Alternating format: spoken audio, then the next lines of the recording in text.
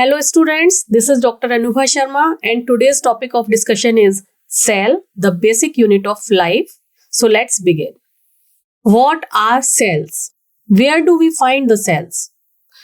As we know, all the organisms are composed of cells. अगर single cell organism है तो उन्हें हम बोलेंगे यूनिसेलुलर ऑर्गेनिज्म. अगर कोई ऑर्गेनिज्म बहुत सारी सेल से मिलकर बना है then we call them multicellular organism. तो सेल के बारे में डिटेल पढ़ने से पहले वी मस्ट नो कि सेल की डिस्कवरी किसने की थी. ठीक है, सो ये थोड़ी हिस्ट्री है जिसके बारे में हमें जरूर जानना चाहिए. तो सेल की डिस्कवरी सबसे पहले की थी रॉबर्ट हुक ने. ठीक है, discovered in 1665 bye Robert hook.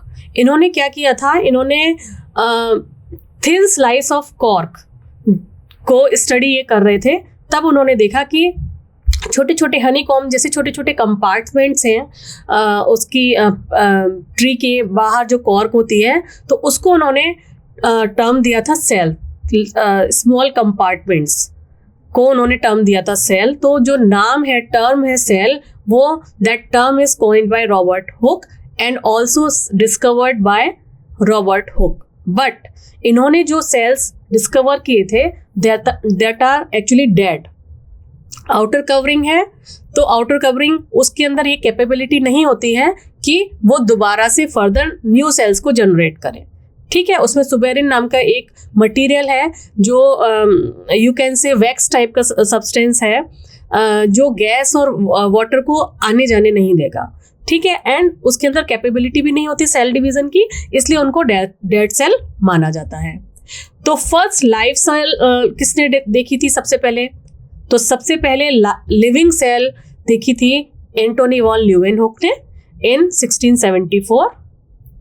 ठीक है, और उसके कुछ टाइम के बाद इन 1831 रॉबर्ट ब्राउन ने डिस्कवर किया था न्यूक्लियस. ठीक है, तो ये चीज आपको क्लियर होनी चाहिए कि सबसे पहले सेल टर्म किसने दिया था? रॉबर्ट हुक ने दिया था. ठीक है, एंड कहाँ देखा था? उन्होंने देखा था स्लाइस ऑफ कॉर्न में, because that is not living cell. तो उन्होंने डेड सेल के अंदर देखा था, इसलिए फर्स्ट लिविंग और लाइव सेल किसने देखा, अगर इस तरीके के क्वेश्चन आता है तो आपको एंटोनी वॉन ल्यूवेनहुक पर ही टिक करना है. ठीक है, and the your nucleus is discovered by Robert brown. I hope these all three concepts are clear now. Next, the invention of microscope and its improvement leading to the electron microscope reveal all the structure detail of cell. जैसे जैसे microscope develop होता रहा और हम electron microscope तक आ गए तो हमें सेल के अंदर के सारे ऑर्गेनेलीज के बारे में साइंटिस्ट स्टडी करते रहे और पता लगता रहा, और उसके बारे में उन्होंने एक्सप्लेन किया कि किस ऑर्गेनेली का क्या काम है. ठीक है, क्योंकि सेल इतने छोटे होते हैं कि हम नेकेड आई से देख ही नहीं सकते हैं उनको, तो हमें माइक्रोस्कोप की ज़रूरत पड़ती है उसे स्टडी करने के लिए. साइंटिस्ट ने धीरे धीरे माइक्रोस्कोप्स डेवलप हुए साइंस में और उसके बाद उसकी स्टडी हुई. क्यों कर पाते हैं? क्योंकि वो हाई रेजोल्यूशन इंस्ट्रूमेंट्स होते हैं. बहुत सारे छोटे छोटे जो टाइनी ऑब्जेक्ट्स हैं उनको भी उनके थ्रू हम देख सकते हैं. राइट, तो microscope are of two type, electron microscope and light microscope. In the first picture you have seen light microscope. These are already available in laboratories. जो स्कूल की लेबोरेटरीज होती हैं बायोलॉजी क्लासेस की, वहाँ पर लाइट माइक्रोस्कोप होते हैं और उससे हम क्लोरोप्लास्ट एंड स्मॉल जितने भी सेलुलर स्ट्रक्चर्स होते हैं उसको बच्चे देख पाते हैं. जबकि ये इलेक्ट्रॉन माइक्रोस्कोप होता है, ये काफ़ी बड़ा इंस्ट्रूमेंट है और ये साइंटिफिक लेबोरेटरीज में ही अवेलेबल होता है. Electron microscope have a higher resolution of about 0.1 nanometer which compared to the light microscope it is about 200 nanometer for light microscope. ठीक है, so yes, now come to the next slide which shows cell theory. There are two German scientists, Schleiden and Swan. Swan was a zoologist and Schleiden was a botanist. Schleiden study कर रहे थे plant cells और various type के plant cells को study करके उन्हें पता चला कि बेसिकली जो प्लांट सेल हैं वो प्लांट्स हैं वो किसी सेल से मिलकर बने हुए हैं, वो लगातार में सेल्स वहाँ पर प्रेजेंट हैं। तो उनका ऑब्जर्वेशन था कि plant was made up of cells और द रिजल्ट्स ऑफ सेल, ये उनका ऑब्जर्वेशन था। एट द सेम टाइम श्वान जो स्टडी कर रहे थे वेरियस एनिमल सेल्स, उन्होंने देखा कि एनिमल की जो सेल्स हैं वो एक सिंगल मेम्ब्रेन से बाउंडेड है, दैट इज प्लाज्मा मेम्ब्रेन। और जब उन्होंने अपनी इस एनिमल सेल को प्लांट सेल से कंपेयर किया तो उन्होंने देखा कि प्लांट सेल में प्लाज्मा मेम्ब्रेन के अलावा एक और मेम्ब्रेन है, दैट इज सेल वॉल। इन्होंने इनकी अपनी अपनी ऑब्जर्वेशन इन्होंने पब्लिश की और उसके बाद उन्होंने आपस में अपने व्यूज एक्सचेंज करके ये देखा कि इन दोनों ने मिलकर कि हाँ भाई दोनों ही तरीके की सेल्स यानी प्लांट और एनिमल दोनों ही सेल से मिलकर बनी होती हैं। मीन्स जो basic structure and functional unit है किसी भी चीज़ का, किसी भी ऑर्गेनिज्म का, वो सेल ही है। ठीक है, वो सेल से मिलकर बने हुए हैं। तो उन दोनों ने मिलकर सेल थ्योरी फॉर्मुलेट की, राइट। तो इसीलिए इस थ्योरी का नाम है Schleiden and Schwann cell theory. तो इन्होंने स्लाइडेन एंड स्वान दोनों ने मिलकर ये तो बता दिया कि सेल जो है that acts as a basic structure and functional unit of life and all living organism are made up of cell. मगर वो ये नहीं बता पा रहे थे कि ये जो सेल हैं ये भी कहाँ से आई और जो इसके बाद भी कोई चीज़ ग्रो कर रही है वो सेल्स आ कहाँ से रही हैं। तो वो ये एक्सप्लेन नहीं कर पाए थे। तो उसको एक्सप्लेन करने के लिए after some time in 1855 there is another scientist Rudolf Virchow, इन्होंने एक्सप्लेन किया omnis cellula e cellula means new cells are formed from preexisting cells. जो नई सेल्स हैं वो पुरानी एग्जिस्टिंग सेल्स से ही बन रही हैं थ्रू सेल डिवीजन। ये चीज़ इन्होंने ऐड की और फिर इन्होंने ये ऐड करने के बाद ही modify the hypothesis of Schleiden and Schwann और उसको फिर फाइनल शेप दिया जो आज की डेट में हम पढ़ते हैं सेल थ्योरी। और उसके अकॉर्डिंग ये दो पॉइंट तो देखिए पहले से ही स्लाइडेन एंड स्वान ने हमें बता ही दिए थे कि cell are the functional and structural unit of life. And second point भी उन्होंने हमें क्लियर कर दिया था कि all living cells are composed of cells, all living cells are composed of cells or and product of cells। and third point इन्होंने जोड़ा कि all cell arise from pre-existing cell। okay, I hope it is clear now। so let's move to the next slide। now it is about overview of the cell।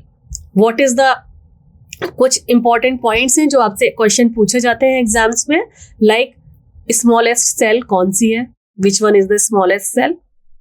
कई सारे उसमें options होंगे और उसमें एक ऑप्शन होता है माइकोप्लाज्मा। माइकोप्लाज्मा क्या है?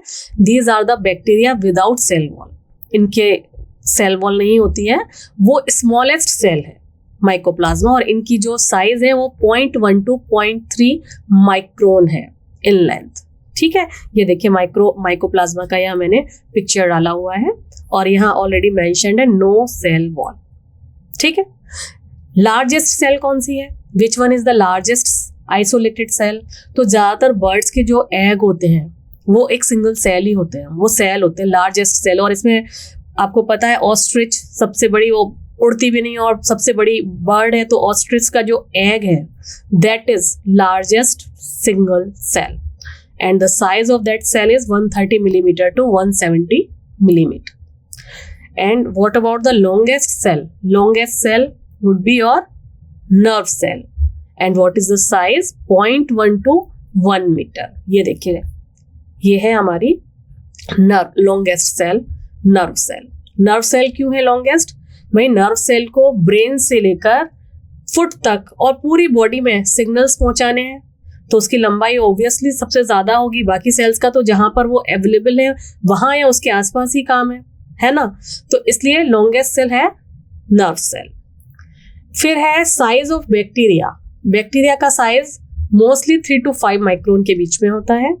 ह्यूमन आरबीसी का size, the size of human RBC is 7 micron या 7 माइक्रोमीटर यू कैन सी, क्योंकि इसका ये जो डायामीटर है वो 7 माइक्रोमीटर। ठीक है, आपको पता है माइक्रोमीटर और micron is equal to 1000 of millimetre. So 1 ये आपको पता ही है, लेकिन मैं फिर भी यहाँ मेंशन कर देती हूँ 1000 मिलीमीटर। ये इन दोनों के बीच में रिलेशन होता है। I hope these concepts are clear, और ये आपको लर्न करने हैं। इसको लर्न करने में इतनी कोई मुश्किल भी नहीं है, क्योंकि यहाँ पे मैंने आपको बता दिया स्मॉलेस्ट तो बैक्टीरिया ही होगा, है ना, सेल वॉल के बगैर होगा। लॉन्गेस्ट क्यों होगा, नर्व सेल, ये भी आपके साथ डिस्कस हो गया। और इसके बाद सिंगल जो वैसे लार्जेस्ट आइसोलेटेड सिंगल सेल कौन सी होती है, वो एग है और ऑस्ट्रिच है। ठीक है, तो ये चीजें आपको लर्न करनी होगी। Next, shape and size of the cell. अब देखिए यहाँ पे बहुत सारी सेल्स यहाँ पर दिखाई हुई हैं। फर्स्ट तो अभी जस्ट हमने डिस्कस किया nerve cell. Nerve cell it looks like a star, है ना, डिफरेंट टाइप ऑफ डेंड्राइट्स यहाँ पर निकल रहे हैं एंड वन यहाँ पर एक्सोन निकल रहा है, राइट, आपने ये नर्वस सिस्टम में पढ़ा हुआ है। अब it looks like a star, branched and long. अब ये इसका साइज ऐसा क्यों है, ये स्टार लाइक क्यों है, क्योंकि इसको वेरियस बॉडी पार्ट्स में सिग्नल भेजने हैं और लाने हैं, इसलिए ये ब्रांच्ड भी है और लॉन्ग भी है। ठीक है, सेकंड है आपका मीजोफिल सेल्स। ये कहाँ होते हैं, प्लांट्स में है, और ये देखिए छोटे छोटे छोटे छोटे टाइनी इसमें क्लोरोप्लास्ट लगे हुए हैं। तो ये राउंड है क्योंकि इनको फोटोसिंथेसिस करनी है, और जो फोटोसिंथेसिस के बाद फूड स्टोर हो रहा है वो भी इन्हीं के अंदर हो रहा है। दैट्स वाई ये ऐसे ओवल और राउंड शेप के होते हैं आपके मीजोफिल सेल्स।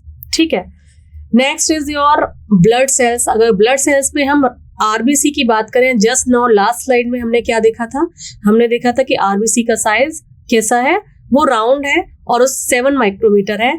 और जब सामने से अगर हम देख रहे हैं तो ये राउंड लग रहा है, लेकिन अगर हम साइड से देखेंगे तो ये बाइकॉन्केवल होता है, इस तरीके का शेप होता है, बाइकॉन्केव। मैं लिख देती हूँ यहाँ पे। क्यों है ये ऐसा, क्यों, बिकॉज आरबीसी का फंक्शन क्या है, ट्रांसपोर्टेशन ऑफ ऑक्सीजन। ठीक है, तो जितना ज्यादा ऐसे मुड़ने से कॉन्केव शेप के कारण क्या हुआ, इसका सरफेस एरिया बढ़ रहा है, तो वो ज्यादा से ज्यादा ऑक्सीजन को ट्रांसपोर्ट कर पाएगी, है ना, इसलिए इसका बाइकॉन्केव शेप होता है। सामने से देखेंगे तो ओवल शेप है। ठीक है, व्हाइट ब्लड सेल्स हैं। व्हाइट ब्लड सेल्स का क्या काम है, व्हाइट ब्लड सेल्स का काम है डिफेंस सिस्टम में। ठीक है, जितने भी पैथोजेंस आएंगे उनके साथ फाइट करके उनको खत्म करना है। तो इनकी शेप अमीवॉइडल होगी, किसी भी तरीके की, इस तरीके की होगी, अमीवॉइडल। अमीवॉइड शेप की होती है व्हाइट ब्लड सेल, ताकि वो कैपिलरी से फटाक से कहीं से भी कोई भी शेप बना के स्क्वीज आउट हो और एंटीजन या पैथोजन के साथ फाइट करें और अपनी बॉडी को, जिस बॉडी में ये है उसको सेव करें पैथोजेंस को फाइट करके। ठीक है, तो जितनी भी शेप हैं, साइज हैं, वो हैं अकॉर्डिंग टू देयर फंक्शन, अपने फंक्शन के हिसाब से उनका शेप डिसाइड किया हुआ है ऑलरेडी नेचर ने। नेक्स्ट, इस स्लाइड में कंपैरिजन है between unicellular and multicellular organism. Unicellular organism you know composed of single cell, while multicellular organism composed of multicellular organism। इसमें क्या है, सिंगल बॉडी ऑर्गेनाइजर है, ये कॉम्प्लेक्स बॉडी ऑर्गेनाइजर है। तो in this case unicellular, total cell body expose to the environment, single cell ही है तो टोटल सेल एनवायरमेंट में एक्सपोज हो रही है। जबकि यहाँ पर मल्टीसेलुलर में केवल जो आउटर सरफेस है, like in case of human केवल स्किन जो है वो एक्सपोज्ड है एनवायरमेंट पे, है ना। इसके यूनिसेलुलर के एग्जांपल बहुत आसान है, हम बैक्टीरिया कह सकते हैं, अमीबा कह सकते हैं, paramecium is another example, while over here plant cell, animal cell, these are the example of multicellular organism. Multicellular organism में क्या होगा, सेल, एक टाइप की सेल मिलकर एक टाइप का टिश्यू बनाएंगे, right, and that tissue form organ and then organ system to perform a specific kind of function, है ना। जबकि यहाँ पर यूनिसेलुलर ऑर्गेनिज्म में तो ऐसा कुछ है नहीं, वो तो सिंगल सेल है, तो वहां पर तो ऑर्गन या ऑर्गन सिस्टम की बात ही नहीं आती है। ठीक है, चलें, I hope it is clear. Now cell, basic unit of life. अब इस चैप्टर में हम लोगों को प्रोकैरियोट और यूकैरियोटिक सेल के बारे में हम पढ़ेंगे, मल्टीसेलुलर ऑर्गेनिज्म के बारे में पढ़ेंगे। अब जितनी भी सेल हैं उनकी आउटर कवरिंग क्या है, that is cell membrane and अगर हम प्लांट सेल की भी बात करेंगे या बैक्टीरिया की बात करेंगे तो सेल वॉल भी आएगा। डिफरेंट काइंड ऑफ जो सेल ऑर्गेनेली हैं वो सारे यहाँ पर डिस्कस करेंगे। तो अगर एक सेल है तो सबसे पहले हमें शुरुआत करनी होगी आउटर सरफेस से, यानी कि जो आपकी जो बाहर की मेम्ब्रेन है जिसे हम बायो मेम्ब्रेन कहेंगे, उसको सबसे पहले हम डिस्कस करेंगे। ठीक है। So question arises, what is cell made up of? कोई भी एक सेल है वो किस किस चीज से मिलकर बनी है? अगर हम ऑर्गेनेलिस को छोड़ दें तो एक नॉर्मल सेल दिखें तो एक तो आउटर कवरिंग है, that is known as cell membrane, यहां पर ऑलरेडी लिखा हुआ है। ठीक है। इसके अंदर some fluid like structure that is known as cytoplasm and some condensed area या कोई स्ट्रक्चर है, ये तो अभी स्कीमेटिक बनाया हुआ है, that is known as your nucleus. तो 3 पार्ट बहुत ही इंपॉर्टेंट है किसी भी सेल की फंक्शनैलिटी के लिए, क्योंकि प्लाज्मा मेम्ब्रेन क्या करेगी, उस सेल को एक अलग सेपरेट एनवायरनमेंट प्रोवाइड करेगी और सेल से अलग करेगी, एक शेप देगी। जितने इंपॉर्टेंट आयंस हैं या मॉलिक्यूल्स हैं जिनको अंदर आना है आने देगी, जिसको अंदर नहीं आना है नहीं आने देगी। ठीक है। और न्यूक्लियस उस पर्टिकुलर सेल की सारी एक्टिविटीज को कंट्रोल करेगा। ठीक है, क्योंकि जेनेटिक मटेरियल होता है। ठीक है, जेनेटिक मटेरियल के जितने भी इंपॉर्टेंट पार्ट्स हैं, जितने भी काम है, वो सारा न्यूक्लियस करने वाला है। और जितनी भी मेटाबॉलिक एक्टिविटीज हैं वो सारी की सारी परफॉर्म होंगी हमारी साइटोप्लाज्म में। Am I right? I hope it is clear. Yes. So this slide shows biomembrane. What is biomembrane? Biomembrane is a thin layer of molecule that separate from inside of a cell from the outside. And it is a lipoproteinaceous. What does it mean? It is made up of lipid and protein. Okay? Lipid and protein 2 main constitutes हैं। Little bit carbohydrate भी इसमें होता है, थोड़ा बहुत sugar भी होता है। ठीक है, बट मेन 2 कंपोनेंट्स क्या है? Lipid and protein. This particular membrane consist of 2 layers of phospholipid arranged with their hydrophilic head facing the water and their hydrophobic tails facing to each other. Like if this is one molecule of phospholipid and another one is this, तो ये है head, ये है tail, right? तो hydrophobic tail facing to each other, ये देखिए, and hydrophobic head facing towards water. जो head है दैट इज पोलर और वाटर लविंग और हाइड्रोफिलिक, तो वो वाटर लविंग है तो वाटर को फेस कर सकता है, जबकि ये हाइड्रोफोबिक है, ये वाटर को फेस नहीं करेगा, तो ये facing towards each other like this. This arrangement create इस तरीके का जो अरेंजमेंट है, it create a fluid and flexible membrane that can adopt a different shape and condition. Flexibility इसमें रहती है और इसीलिए वो डिफरेंट शेप और कंडीशन के अकॉर्डिंग डिफरेंट शेप में कन्वर्ट हो सकती है। और इसी बायोमेम्ब्रेन में, इसी फॉस्फोलिपिड की जो डबल लेयर है, उसके बीच बीच में प्रोटीन मॉलिक्यूल्स अरेंज्ड होते हैं। ठीक है, और उन प्रोटीन मॉलिक्यूल्स 2 तरीके के प्रोटीन मॉलिक्यूल्स हैं। First type of protein molecule is integrated proteins, another one is peripheral protein. ठीक है, इसका पूरा डायग्राम हम ये नेक्स्ट स्लाइड में देखने वाले हैं। And small carbohydrate are also attached at some parts of the lipid and protein and this plasma membrane is selectively permeable. Means कुछ ही मॉलिक्यूल्स को अंदर आने देगी और जिसकी नीड है और जिसकी नीड नहीं है या जिसका साइज अकॉर्डिंगली नहीं है उन चैनल्स के या जरूरत नहीं है, उनको अंदर नहीं आने देगी। ठीक है, तो जो यहाँ पर हमने अभी पढ़ा है यही सारे पॉइंट्स अगले स्लाइड में जो डायग्राम दिया हुआ है उसमें हम लोग डिस्कस करेंगे। ये देखिए, this is the phospholipid bilayer. ये देखिए, एक लेयर ये रही, next layer is this is your polar head, ये पोलर हेड है, right, and this is the tail part.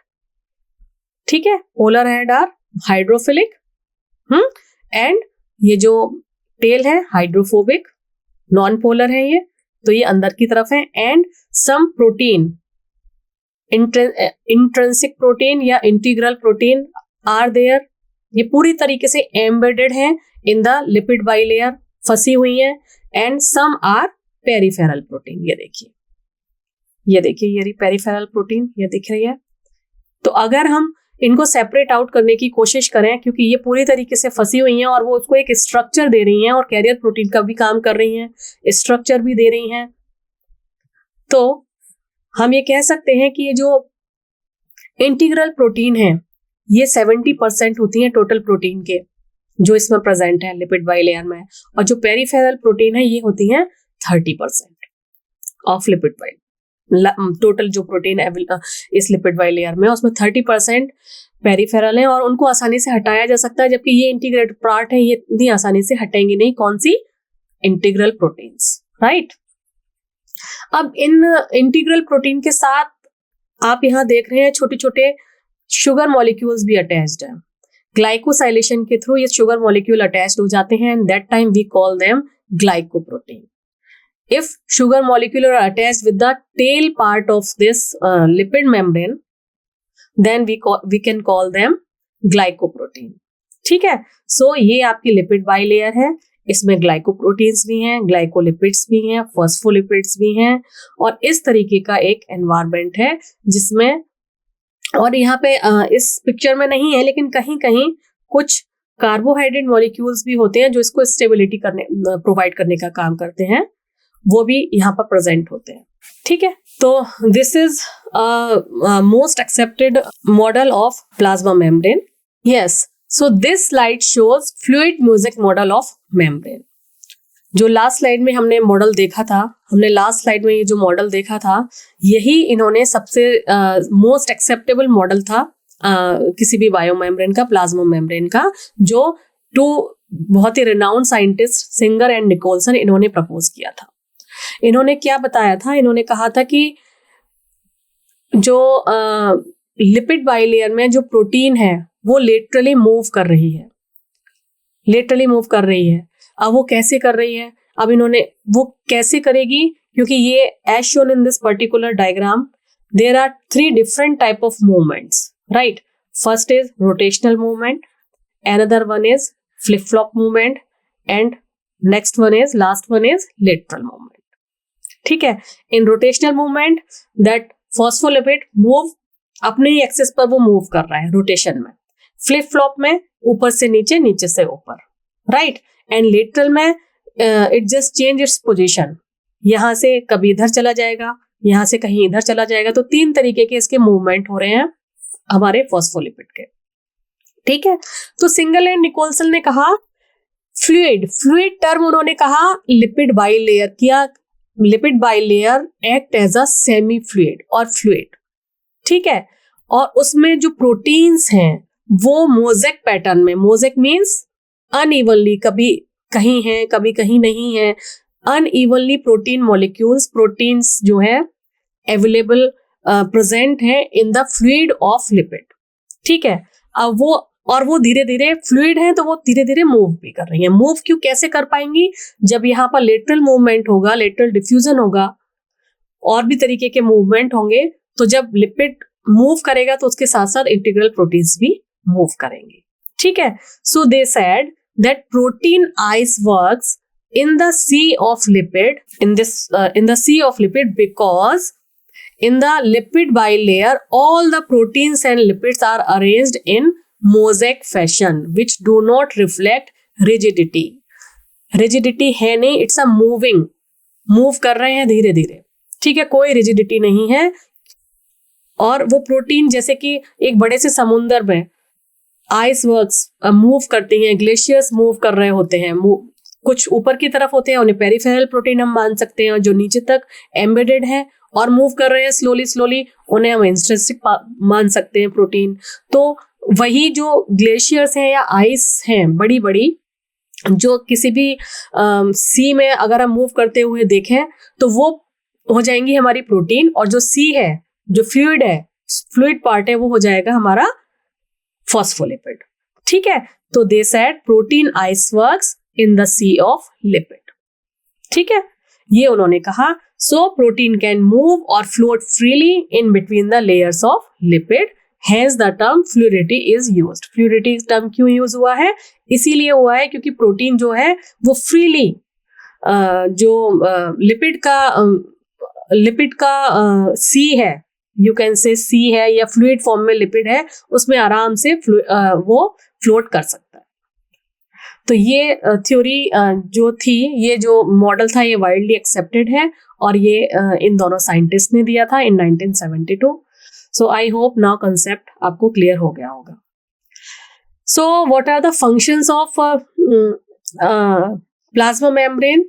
It helps in cell growth and cell division, acting as a selectable barrier that allow only certain substance to pass through, है ना। अभी हम transportation पढ़ेंगे, उसमें हमें देखेंगे कि ये सेलेक्टेबल बैरियर है, किसी को करेंगे, किसी को आने देंगे, किसी को अंदर नहीं आने देंगे सेल के। It also communicate signalling between cell to cell, signalling pathway में भी काम आते हैं। Hosting specific enzyme and transporters that catalyse chemical reaction or move molecule across the membrane, maintaining shape and structure of the cell or organelle। अगर plasma membrane नहीं होगा तो cell की कोई शेप ही नहीं होगी, तो शेप भी देते हैं वो, ठीक है। सेल ग्रोथ एंड डिवीजन में भी काम करते हैं, सेलेक्टेबल बैरियर है, कम्युनिकेशन में भी काम करते हैं। तो these are the functions of plasma membrane. Our next topic is transport system. Transport system plasma membrane का एक बहुत ही इंपॉर्टेंट काम है। As you know, plasma membrane is selectively permeable, तो कुछ ही मॉलिक्यूल्स को वो इधर साइड जाने आने देगी। एंड ट्रांसपोर्ट सिस्टम को we further categorise into 2 different category. First one is your passive transport, another one is active transport. As you seen in this particular figure, the concentration of this molecule is higher on this side as compared to this, है ना। यहाँ ज्यादा है, यहाँ कम है, तो automatically ये high concentration से लो कॉन्सेंट्रेशन की तरफ मूव कर जाएगा, है ना। जब वो हाई कॉन्सेंट्रेशन से लो कॉन्सेंट्रेशन की तरफ मूव करेगा, तो आराम से मूव करेगा, तो यहां पर एक कॉन्सेंट्रेशन ग्रेडियंट डेवलप हो जाएगा, कॉन्सेंट्रेशन ग्रेडियंट।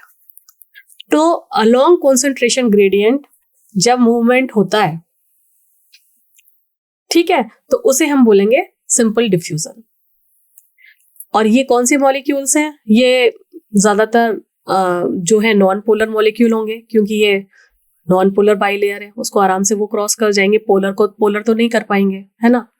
तो नॉन पोलर मॉलिक्यूल होंगे, लेकिन कुछ पोलर मॉलिक्यूल्स हैं, आयंस हैं, उनको यहाँ ट्रांसफर होने के लिए कुछ चैनल प्रोटीन की जरूरत पड़ेगी। तो यहाँ पर ये चैनल प्रोटीन्स दी हुई हैं। तो जब चैनल प्रोटीन की नीड है किसी मॉलिक्यूल्स को, that time facilitated diffusion facilitated diffusion होगा। अब जब किसी की जरूरत नहीं है, और ये तब हम उसको बोलेंगे सिंपल डिफ्यूजन, ठीक है। तो और लेकिन हम एक चीज देख रहे हैं कि यहाँ पर तीनों ही तरीके के मॉलिक्यूल की कॉन्सेंट्रेशन हाई है इस तरफ, है ना। तो ये along concentration gradient high to low move कर रहे हैं। This is very very important part. So along concentration gradient, movement of molecules along concentration gradient from their high concentration to low concentration occur in diffusion. If there is no channel, then it is known as normal diffusion or diffusion, passive diffusion, ठीक है। और अगर किसी carrier protein की जरूरत पड़ रही है, that time we call them facilitated diffusion. Next type of transportation is known as active transportation. Active जहां पर वर्ड आ गया, एक्टिव का क्या मतलब होता है? हम अगर किसी भी नॉर्मल बच्चे के लिए भी कहते हैं कि ये बहुत एक्टिव है, active what does it mean कि उसमें एनर्जी काफी है, एनर्जी काफी है यानी वहां पर एनर्जी की जरूरत पड़ रही है। तो उस तरीके का ट्रांसपोर्टेशन जहां एनर्जी चाहिए ट्रांसपोर्ट करने के लिए, मूव करने के लिए, वहां पर हम बोलेंगे एक्टिव ट्रांसपोर्टेशन। और ये कब होगा? ये तब होगा जब किसी भी चीज को ट्रांसपोर्ट होना है from low concentration to high concentration, है ना। क्योंकि हाई टू लो तो अलोंग कॉन्सेंट्रेशन ग्रेडियंट वो आ ही जाता है, लेकिन जब हम वही कि जैसे ये एक माउंटेन है, अगर हमें माउंटेन पर ऊपर चढ़ना है तो हमें ज्यादा एनर्जी चाहिए, या अगर हमें पीक पर पहुंचना है तो हमें ज्यादा एटीपी चाहिए, है ना। तो इसलिए यहाँ पर हमें ज्यादा एनर्जी चाहिए। कब चाहिए? जब हम ऊपर की तरफ जा रहे हैं। हम ऊपर की तरफ मीन्स लो कॉन्सेंट्रेशन से हाई कॉन्सेंट्रेशन की तरफ जा रहे हैं। और इसको हम एक टर्म और आता है अप हिल, जब मूवमेंट होगा अप हिल, ठीक है, तो उसे हम बोलेंगे active transport, uphill transportation होता है, ठीक है। I hope it is clear. So वैसे मैंने आपको समझा दिया है, लेकिन फिर भी स्लाइड को एक बार देख लेते हैं। Passive transportation, we just classify passive transportation into various category. First is simple diffusion, where a small non-polar molecule move freely across the cell from the area of high concentration to low concentration. We have just discussed this thing. So along concentration, जब छोटे छोटे molecule non-polar molecules move करेंगे तो that is known as simple diffusion. Another one is facilitated diffusion, where large or polar molecules use protein channels or carrier which embedded in the cell membrane move down their concentration gradient. That time we call them facilitated diffusion. या तो वो large molecule है या polar molecule है, तो उन्हें channels की जरूरत पड़ेगी move करने के लिए. That time we call them the process is known as facilitated diffusion. Now the third category is osmosis. What is osmosis? Osmosis is a spontaneous net movement or diffusion of solvent molecule through a selectively permeable membrane from a region of high water potential to a region of low water potential in the direction that tend to equalize solute concentration on both the sides. What does it mean? If there is a jar containing two different type of solutions, यहाँ पर solvent है केवल, ठीक है, यहाँ sugar molecule भी है, water molecule भी है, ठीक है, ये sugar solution है और ये केवल water है, और ये selectively permeable membrane है, यानी कि यहाँ से केवल solvent पास हो सकता है, solute पास नहीं हो सकता, ठीक है। तो ये जो सॉल्वेंट है ये तब तक high concentration to low concentration पर तब तक मूव करेगा जब तक कि जो ये दोनों तरफ इसकी कॉन्सेंट्रेशन बराबर ना हो जाए, ठीक है। जब दोनों तरफ इसकी कॉन्सेंट्रेशन बराबर हो जाएगी तो ये देखिए पानी इधर की तरफ मूव कर गया तो इसका ये कम हो जाएगा, ठीक है। So this is known as osmosis, movement of solvent particle through a selectable permeable membrane, ठीक है, along their concentration gradient, high concentration to low concentration. Next is your active transport. Active transport आपको अभी एक दो slide पहले भी discuss किया था हमने, दोबारा से एक बार देख लेते हैं। नेट मूवमेंट ऑफ, अब यहाँ पर क्या हो रहा है, low concentration to high concentration move कर रहा है, मीन्स वही जो मैंने आपको पहले एग्जांपल दिया था। ये कब होगा? जब हम किसी चीज में हमें ज्यादा एनर्जी लग रही होगी, जैसे कि हम जब माउंटेन चढ़ेंगे, अप हिल डायरेक्शन में जाएंगे तो हमें एटीपी की जरूरत पड़ेगी, एनर्जी की जरूरत पड़ेगी। ऐसे ही जब हम लो कॉन्सेंट्रेशन से हाई कॉन्सेंट्रेशन के अंदर मूव करेंगे तो हमें एटीपी की जरूरत पड़ेगी, उसे हम बोलते हैं एक्टिव ट्रांसपोर्ट, ठीक है। तो ये एक्टिव ट्रांसपोर्ट बोलते हैं, और ये हमेशा क्या होता है, against their concentration gradient move करता है, क्योंकि हाई तो इस तरफ है, हाई तो इधर है, और यहां पर तो लो कॉन्सेंट्रेशन है ना। तो पर मूव किधर कर रहा है? अगेंस्ट कॉन्सेंट्रेशन ग्रेडियंट, ठीक है। तो एक्टिव ट्रांसपोर्ट हमेशा अगेंस्ट कॉन्सेंट्रेशन ग्रेडियंट होता है। Further we can categorize active transport into two different category, primary active transport and secondary active transport. Primary active transport का बहुत ही अच्छा एग्जाम्पल होता है सोडियम पोटेशियम पंप, ठीक है।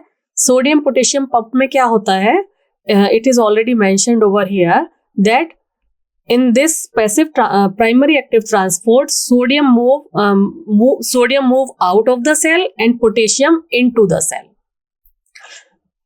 Use ATP as a energy, ठीक है। अब इसको हम पहले देख लेते हैं प्राइमरी एक्टिव ट्रांसपोर्ट को, उसके बाद सेकेंडरी एक्टिव ट्रांसपोर्ट डिस्कस करेंगे। देखिए इस पिक्चर में हमें ज्यादा अच्छे से समझ में आएगा प्राइमरी एक्टिव ट्रांसपोर्ट, और इसका जो एग्जांपल है सोडियम पोटेशियम पंप।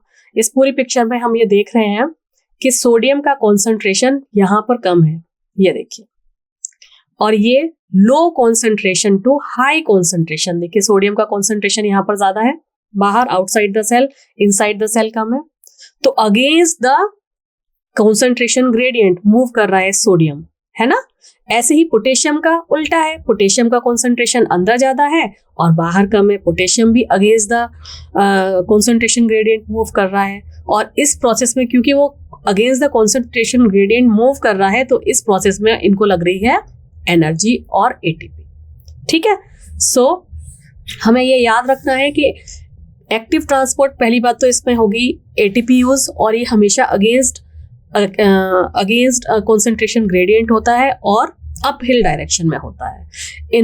यहाँ पर क्या लिखा हुआ है, in this process energy is directly use to pump molecules across the membrane using protein pump like sodium potassium pump. ठीक है, I hope it is clear. Second type is secondary active transport. इसमें क्या हो रहा है secondary active transport में, ये देखिए इस पिक्चर को देखें ध्यान से। इस पिक्चर को हम जब देखेंगे तो ये सोडियम बाहर काफी ज्यादा है, ये देखिए प्लस लिखा हुआ है सोडियम का कॉन्सेंट्रेशन, तो ये ऑटोमेटिकली लो से हाई पर जा रहा है। फिर ये हाई से अंदर भी, क्योंकि चैनल्स तो इनके लगे हुए हैं, जा भी रहे हैं और आ भी रहे हैं, आ उतने नहीं रहे हैं जितनी तेजी से जा रहे हैं। तो जब ये हाई कॉन्सेंट्रेशन से लो कॉन्सेंट्रेशन पर आएगा तो उस टाइम इसको एनर्जी की जरूरत नहीं है। चैनल ने low to high already electron transport के थ्रू ग्रेडियंट वहां डेवलप कर दिया है, तो ये ऑटोमेटिकली इस चैनल्स के थ्रू यहाँ पर लगकर एक दो आ रहे हैं। मगर यहाँ पर अपने साथ ये कुछ और मॉलिक्यूल्स को भी को ट्रांसपोर्टर की तरह लेकर आ रहा है, and that another molecule is known as glucose. तो ये ग्लूकोज को ट्रांसपोर्ट करने में हेल्प कर रहा है। और ग्लूकोज कैसे आ रहा है, ग्लूकोज आ रहा है low concentration to high concentration. ठीक है, ये आ रहा है अगेंस्ट कॉन्सेंट्रेशन ग्रेडियंट। यहां देखिए ग्लूकोज है, low concentration to high concentration आ रहा है, तो इसको एनर्जी चाहिए, और वो एनर्जी अपने लिए नहीं ले रहा। वो क्या कर रहा है, जो सोडियम के कैरियर प्रोटीन्स हैं उनके साथ ही अटैच होके उसकी एनर्जी को यूज करके अंदर की तरफ मूव कर रहा है। That is known as secondary active transport. ठीक है, so this type of transport some transport couples the movement of one molecule against its gradient to the movement of another molecule down its gradient. It is a very good example, sodium glucose transport. ठीक है, तो in secondary active transport the movement of sodium ion down their gradient is coupled to the uphill transport of another substance by a shared carrier protein. Uphill transport किसका होगा in this case? Glucose का होगा, and that act as a co-transporter. I hope it is clear. So a carrier protein lets sodium ion move down their gradient, but simultaneously bring a glucose molecule up its gradient and into the cell. The carrier protein use the energy of sodium gradient to drive the transport of glucose molecule. ठीक है, sodium gradient की जो energy है वो use कर लेगा glucose molecule अपने transportation के लिए। आई hope it is clear. So now come on the last slide of this lecture. When two molecules being transported in the same direction, the protein then transport them is known as symporter. When two molecules, like in this case A and B, both the molecule move in the same direction from out to in, that time this protein is known as symporter. When two molecules move opposite direction, A inside and B outside the cell, that time the protein known as antiporter. उस protein को हम antiporter कहेंगे। I hope it is clear to you. So this is all about the plasma membrane and different type of transport system of unit 2. If you have any query, any questions, you can you can drop into the comment section. We will discuss it further. Thank you.